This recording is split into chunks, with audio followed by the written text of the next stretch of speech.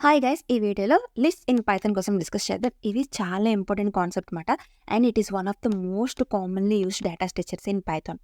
So లిస్ట్‌ని మనం ఎలా డిక్లేర్ చేస్తాము అంటే using a square braces and each element in the list is separated by a comma. ఇక్కడ ఎగ్జాంపుల్ చూసేయండి. And this is the graphical representation of a list.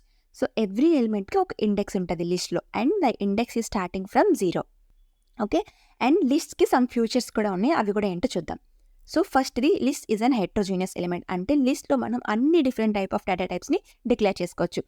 And lists are mutable. అంటే ఇచ్చిన లిస్ట్‌లో వాల్యూస్‌ని యాడ్ చేయొచ్చు, delete చేయొచ్చు, ఏదైనా operations perform చేయొచ్చు. అలానే లిస్ట్స్ ఆర్ ఆర్డర్డ్. అంటే మనం ఏ ఆర్డర్‌లో ఇస్తామో అదే ఆర్డర్‌లో లిస్ట్ వస్తదనమాట. అంటే అందుకే మనం ఈజీగా త్రూ ఇండెక్స్ మనం ఏదైనా వాల్యూని లిస్ట్ నుంచి యాక్సెస్ చేసుకోవచ్చు.